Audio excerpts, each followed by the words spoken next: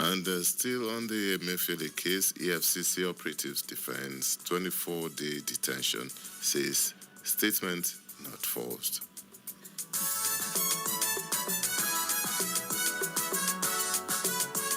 The Nation newspaper is next now. You must give us better results, President tells service chiefs. And how foundation develops young talents in communities. Kuka orders on national identity. Citizenship must rise above indigenous settler divide. And Tinubu launches 2026 Armed Forces Remembrance Day emblem. And Delta APC praises Tinubu for Mokri's ambassadorial nomination.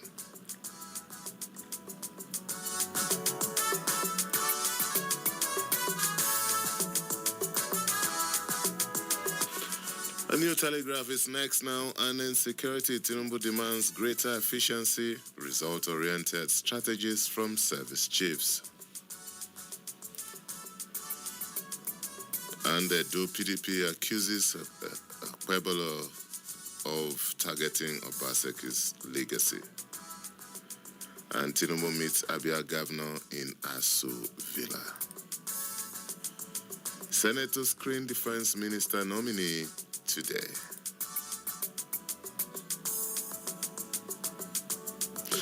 And disregard campaigns against Matawala, Yoruba youth tell Tinubu.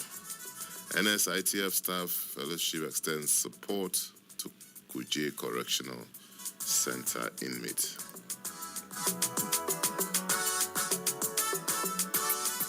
All right, the Guardian newspaper now. Baduru's resignation may trigger more high-level exits. And the Edo Assembly summons Tubaba's wife, Natasha, after viral video.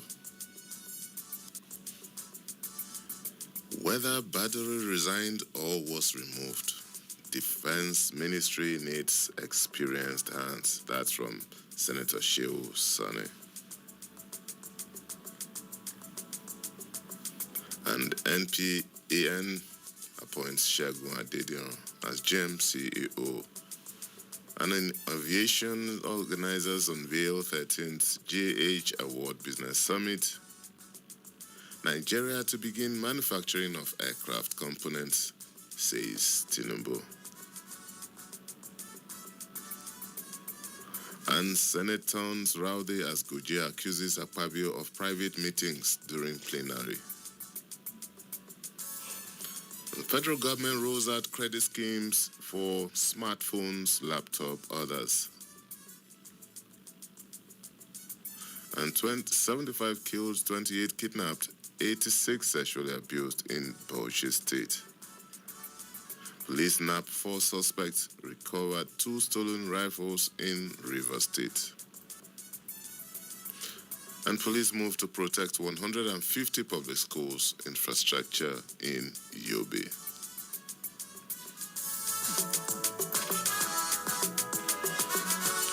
All right, the Sun newspaper is next now. Defense Minister, Senator screen Christopher Musa today.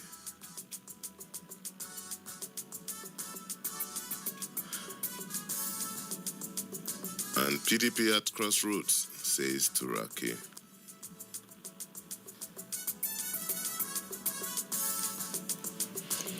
And finally, on Daily Trust now, a sad story here. Fire kills family of 5 in Katsina State. And FCT Community School, where only 17 out of 136 people attend classes. Emir Sanusi advocates collective action against drug abuse.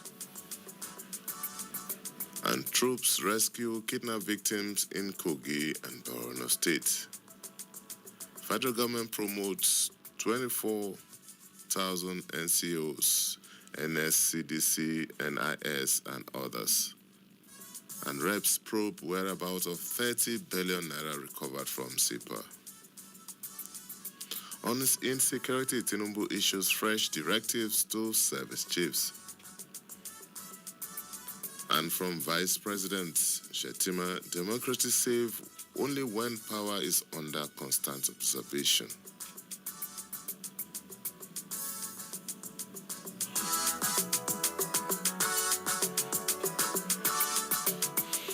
right, we'll take a short break now, and when we return, we'll look at some of the stories in details. It's still a Super Citizen newspaper review on Citizen 93.7 FM Abuja. Please don't go away. The program will be back shortly.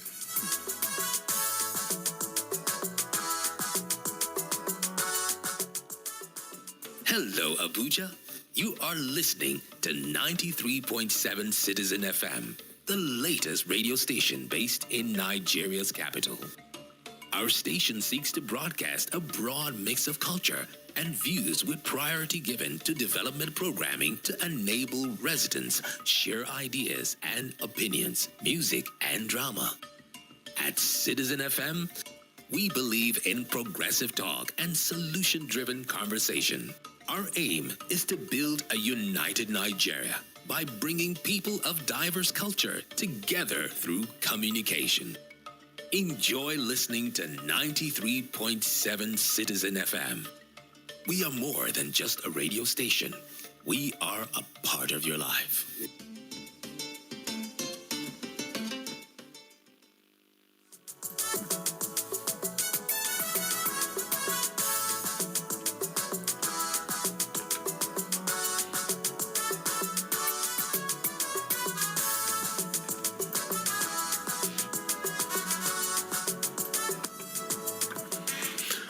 Thank you so much for staying tuned. It's still Super Citizen newspaper review on Citizen 93.7 FM Abuja, and this is the part where we look at some of the stories in details and also open the phone lines.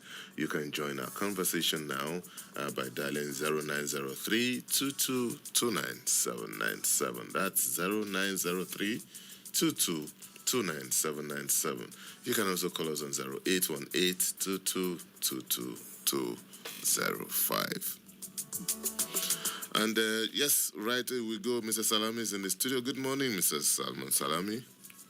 Very, very good morning to you, Lawrence, and good morning to you also, our Super Citizen listeners. Yes, Mr. Salami is the Chief Operating Officer, Citizen 93.7 FM Abuja.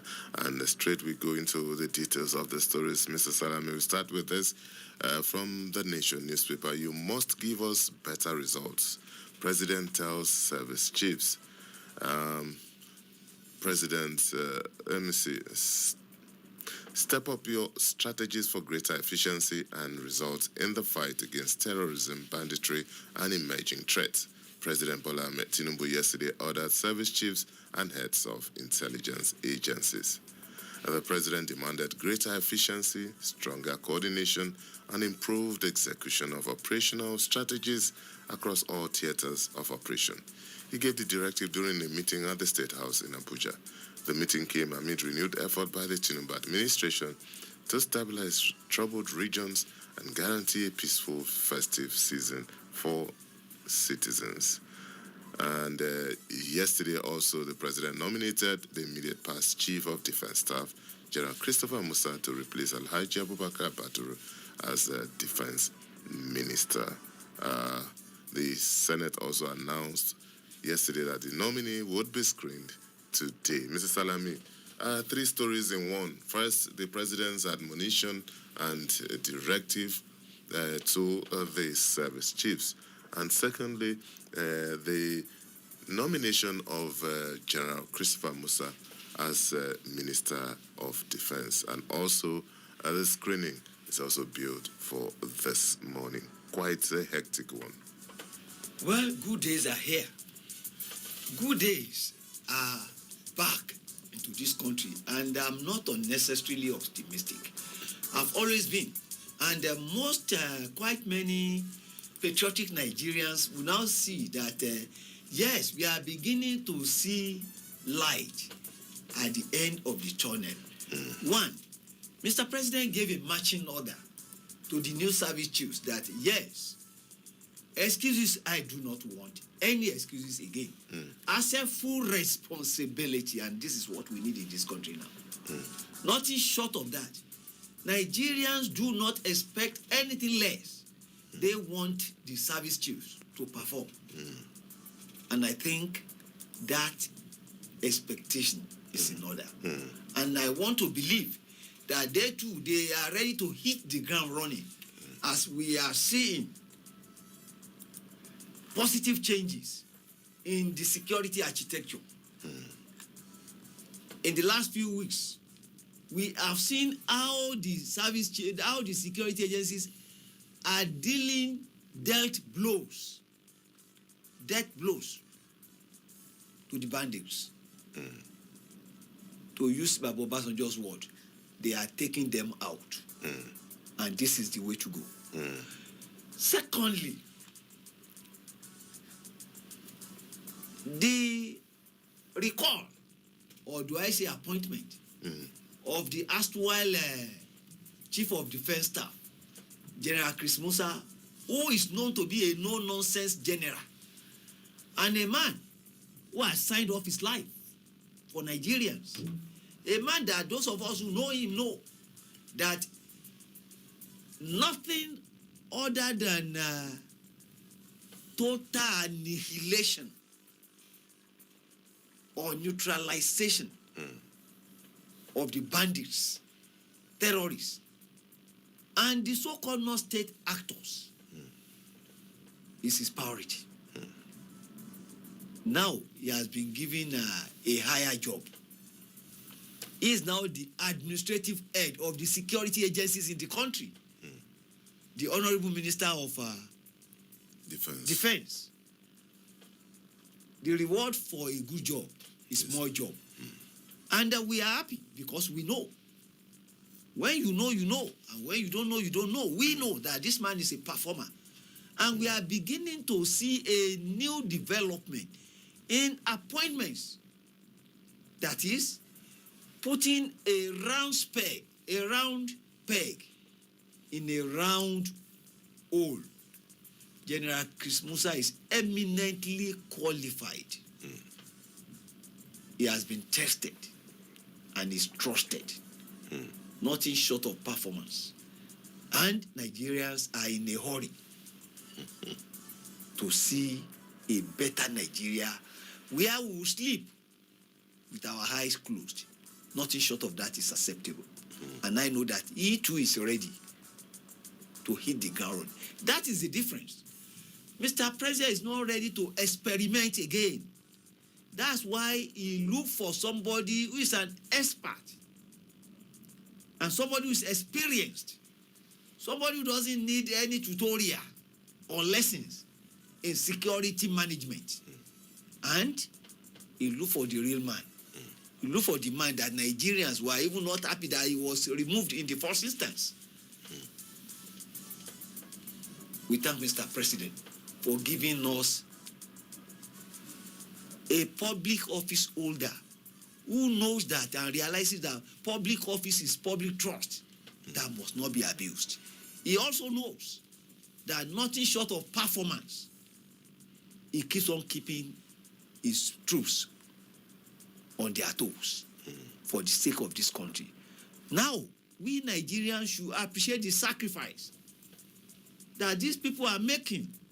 Don't let us forget that there are some people's husbands, there are some people's parents or fathers, yet they keep vigil while you and I snore. They want us to sleep. And we appreciate what they are doing for this country. Okay, the last part of it on is the screening, yes. Of course, you know that all roads lead to the National Assembly today. Any editor who knows the meaning of news judgment will sack any reporter who doesn't go there or who doesn't file what they call the news behind the news. And I want to believe that General Chris Musa retired will be screened and will be confirmed, because we know that he has a pedigree and his good works will speak for him today. Take that to the bank. All right, Mr. Salami, I love your enthusiasm and when it comes to issues like this. And really, I don't blame you, because for people who know the behind the scenes when it comes to issue of security and defense, will know how grateful we should be as a nation to our officers and men across the country, all of them in different arms of the government, of the military, from the Navy, Air Force to the Army, and even intelligence agencies, not forgetting the police and other paramilitary organizations across the country. These officers and men put in their best all the time. Most of the time, they are not appreciated enough. And most of the time, when there are breaches once or twice, it eclipses whatever good deeds they've done over the years. So, well, I join you in appreciating the nomination of the CDS as Minister of Defense. But I just want to remind our dear General that the movement, this transition from CDS to Minister of Defense is not quite the same. The CDS will discover when it gets to the Minister of Defense that he's going to be working with politicians. He's going to be working with administrators. And unlike where he's coming from, that is words are obeyed to the letter, obey the last command. He's going to learn the art of negotiations, the art of concessions when it need be. He's going to also need to work with politicians, most of them who are not really forthcoming when it comes to some certain issues. So we hope and we pray that the General is emboldened, is given the protection he needs to sail through in that turbulent ministry, because I tell you, a lot goes on in that ministry. I've covered defense so many years. I know that it's not a ministry that a lot of people, but thank God he has been groomed. He has gone through the fire, the crucibles, when it comes to issues of security and defense. So he has that to fall back on. And we hope that the president will give him the full backing that he needs to see that this goes through, because he's going to definitely step on a lot of toes. There are a lot of people who are benefiting from the current situation in the country, and General Chris Musa, that we know, is not going to turn the other eye as far as his job description, his responsibility, and this is concerned. So we wish him well, just like we've always wished him well. We wish him well, as you said.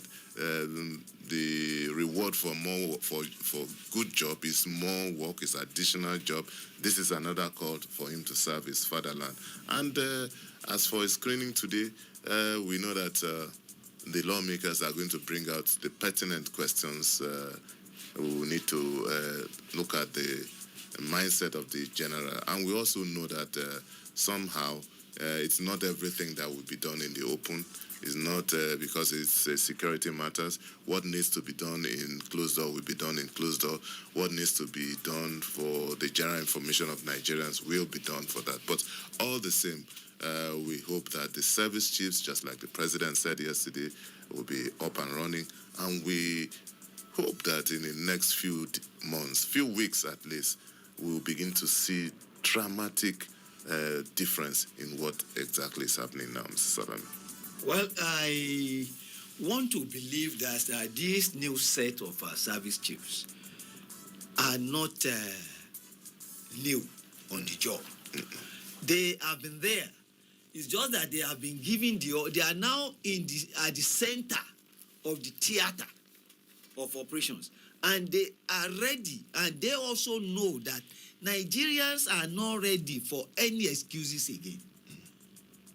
All Nigerians want is a dramatic positive change in the security architecture and security situation of this country. 2 ex-presidents, one former military president and civilian president, another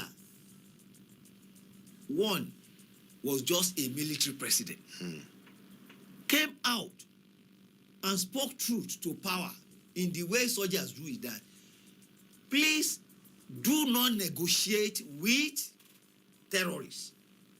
You don't negotiate with criminals, because in the first instance, criminals are not gentlemen. They will never respect any gentlemanly agreement. It is even a misnomer.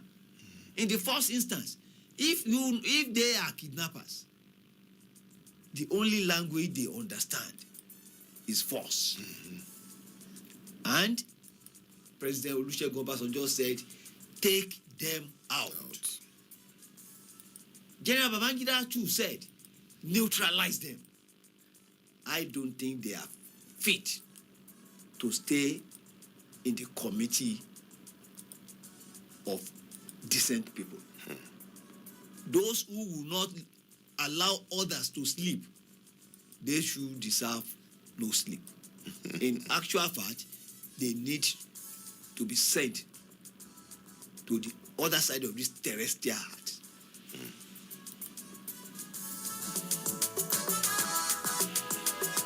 All right, Ms. Salami, before we leave the security issue, there's a story I want us to look at the front page of the Guardian newspaper. Badaru's resignation may trigger more high-level exits. The sudden resignation of the Minister of Defense, Mohammed Badaru Abubakar, may signal further exits from the Federal Executive Council in the coming weeks. Although it is not for anyone to predetermine the president's next move, strong indications suggest that more ministers could be eased out as the administration edges towards the 2027 election cycle. President, reacting to the development, and the president's sources say a replacement will be announced. That has been done. I'm still going through. Meanwhile, Monday's high-level meeting between northern governors and traditional rulers offered fresh insight into the gravity of insecurity across the country. The northern leaders meeting had... the story is very long, but the long and short of it, Mrs. Salami, is that they may build some kind of spiral effect in the president's attempt to rejig the security architecture. This is not unusual, isn't it? Well, it is not unusual, but don't let us forget the fact that we saw a regime where ministers stayed for 8 years and nothing happened. Even when we knew that they were not doing anything, we still saw that they had the real privilege of being there unquestioned for 8 years. Even when all we saw was that they are white Babangida.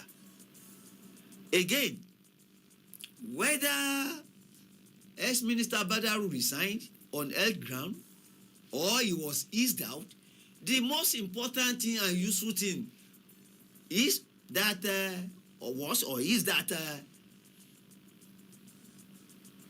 Nigerians wanted action. And they were so happy that Mr. President did not waste time in accepting his resignation. And pronto, his replacement came.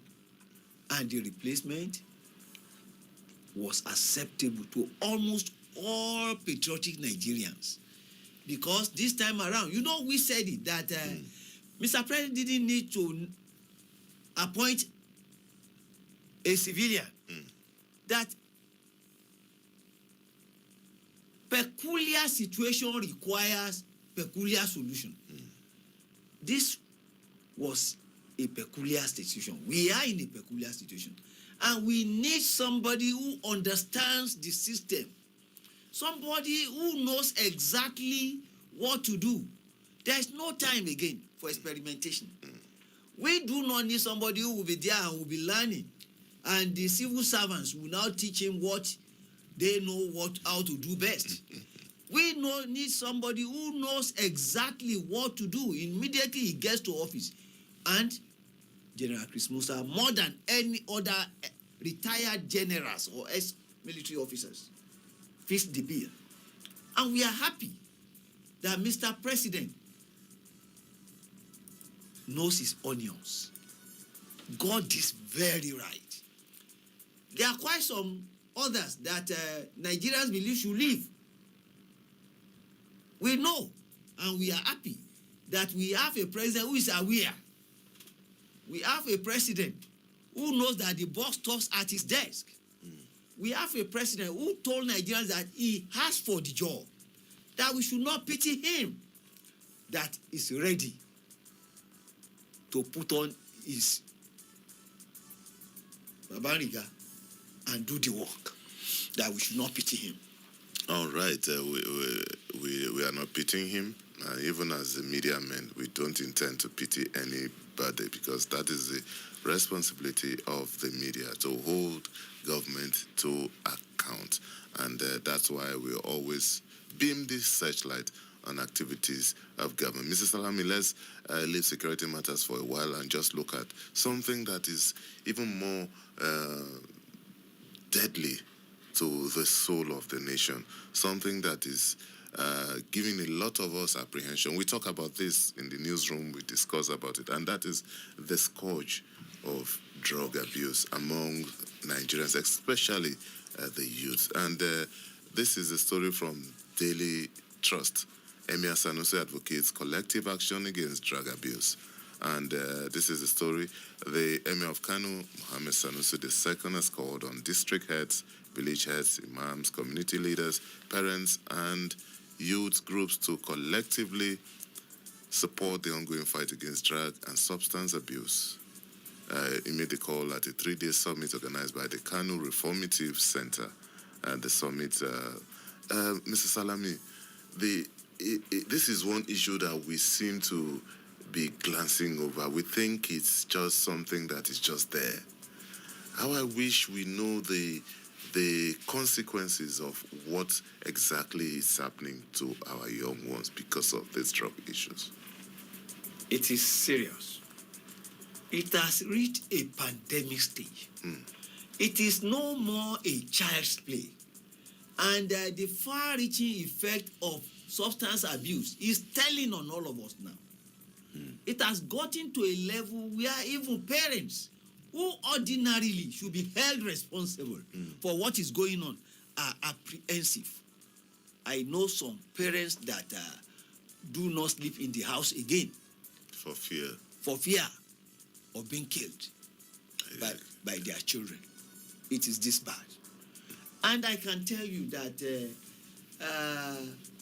it is the iniquity of us all. And it is now taking responsibility for our irresponsibility.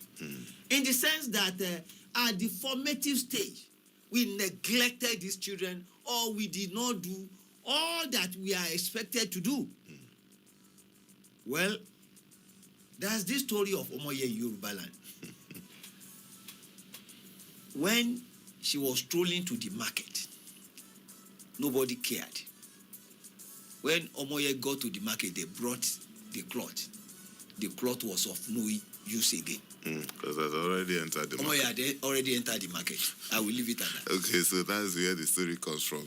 That when you see somebody, make sure he doesn't enter the market first. Grab him. Okay, so, all right. Mr. Salami, this is something that we really, it's something that we need to declare as an emergency, Mr. Salami. From what you have said, we can see the pushback that is happening to institutions like NDLEA and even NAFDAC, since we are talking about general substance abuse, not just drug issues. And even NAFDAC, the pushback is so massive because of pecuniary gain, because of economic gains. People tend to overlook the far-reaching, long-term consequences of destroying the lives of our youth. The future of this country rests on them. I once told you that a few years ago when I was in another station, we did a documentary, and if you, up to today, if you go to, Sheraton Junction, go there early in the morning from 6 a.m., just take a stroll up to the Sheraton Hotel, and you will see packs of different substances, different drugs, different drinks littered the road. In hundreds. These are things consumed by Nigerians, young ones.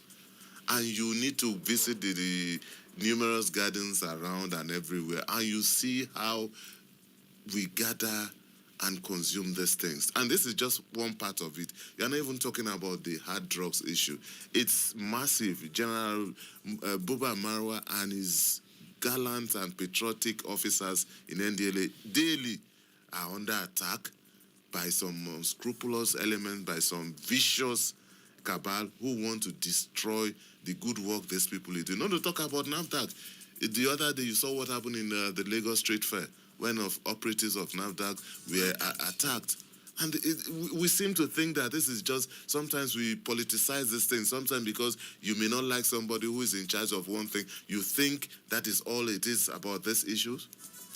Well, I think that we cannot say enough on the devastating effect of illicit drug and how it is destroying the future of our youth, our leaders, future leaders. I think there is the need for the government to declare emergency, state of emergency, on the use and abuse of illicit drug. It has gotten to that level. And of course, you realize that 2 days ago was the expiry date given by NAFDAC for sachet drinks, for drinks in drinks. sachets. Yet, yesterday I still saw some people taking it. And I told myself, yes, there is a big job ahead for NAFDAC. Don't let us forget that the officers in all these agencies are being attacked on a daily basis. This is why and where we, the media, should have more than a passing interest in what is going on. We need to rescue this country from illicit drug. All right, Mrs. Salami, let's look at this story from another story that touches on the very fabric of our nation as Nigerians. The issue of citizenship, the issue of indigenous settler divide. Over the years, it's always been around. And Kuka, that's Father Kuka and others weighed in on that. And let's see Bishop of Sokoto Diocese and convener of the National Peace Committee, Bishop Matthew Kuka, has warned that Nigeria's unresolved indigenous settler question continues to undermine national unity, cohesion, and genuine citizenship. The cleric noted that the issue has been causing the country to drift from the aspiration of its founding fathers. Mr. Salami, in 2025, in this day and age, we are still asking somebody your state of origin. Well, Lawrence, honestly, I think it's an idle talk as far as I'm concerned. People are talking of global citizens, and we are still here talking of which village are you from? Your village is close, your village is far away from mine. This is not the way to go. In fact, it appears as if we are not even moving at all. It appears we are not part of the world. And this is a sad commentary. Of what relevance is your state of origin, where you come from? Is that the only thing that is important to us? I think we should emphasize being a citizen of Nigeria. That should be more important to all of us than where we come from. And in any case, constitutionally, you are guaranteed. It is guaranteed that you can live in any part of this country in as much as you are a law-abiding citizen. What is important to us, and the common denominator, is that we are all Nigerians. And we are supposed or expected to live in any part of Nigeria, do our lawful business, and, if possible, aspire to be whatever that is constitutionally guaranteed. In as much as we are law-abiding, it should be Nigeria first, not necessarily where is your village. Mrs. Salami, I think even as a nation, we are also complicit Because even if you look at our laws, you look at issues like federal character, you look at issues like constitutional provision. The Constitution provides that every state must produce a minister. And quota system. What is the meaning of that? You have children going into unity colleges, and if you are from a certain part of the country, the educational disadvantage. And these are things that shake the faith of our young ones in the Nigerian project. How do you explain to your 10-year-old son that his friend who is from a different part of the country do not need to score the same marks as he to get admission into the same institution? Both of them are staying in a particular state. How do you explain that? Well, I still want to believe that they are still part of the problems of a developing nation. But it does not go well. It can never go well for us.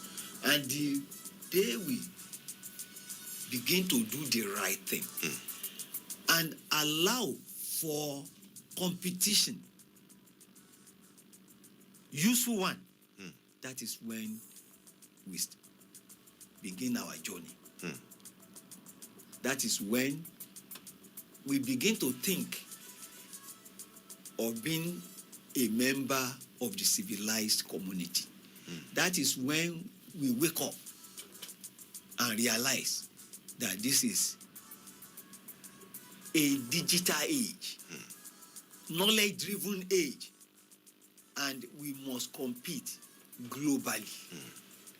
Until we wake up, Lawrence, we remain in the doldrums. And Mrs. Sami, see, the hypocrisy of the whole thing is that when people who are implementing some of these laws, when they decide to set up private businesses, they go for the best. I've never seen a wealthy man who says, oh no, I don't want the best pilot if he's not from my village or if it's not from my local government.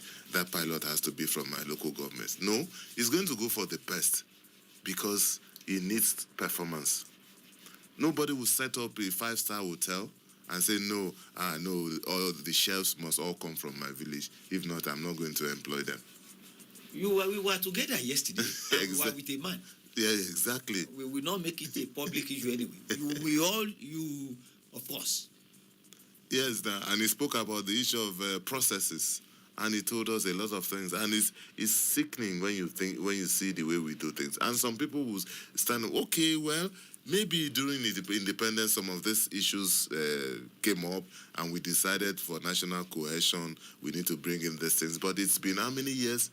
You can see how cohesive we are. How many years we need to move? Oh, we need to move on. We need to teach our young children that what you need to do is to be the best in your field. Our people always say that you want to be blind, it should be total. Because our blindness is what it brings is not even good. You should understand what I'm saying. All right. Mr. Salami, there's this story from the Punch newspaper. In fact, yesterday as I was going home, I noticed it, and that's about the federal government contractors. Mr. Salami, you remember that a few months ago we did a story on this. After that, it was military workers, and every time you find the Minister of Finance blocked because of several issues. The current one now is federal contractors launch fresh protest over 500 billion naira debt. Local contractors under the All Indigenous Contractors Association of Nigeria returned to the Ministry of Finance on Tuesday, blocking both entrances as they press for the payment of what they described as long overdue debt for completed government projects. The protesters accused the federal government of repeatedly shifting its position on the issue and failing to honor commitment made during earlier meetings with officials.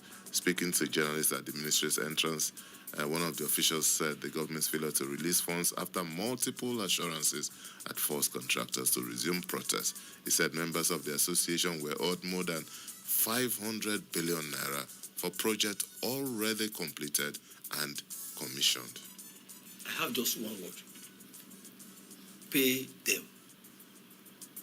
If it is verified that they are being hooked, please pay them. Because I don't know how we will always find ourselves into this. And people, I passed there this morning, they stayed there overnight, slept there. Many of them, they even brought their food and everything.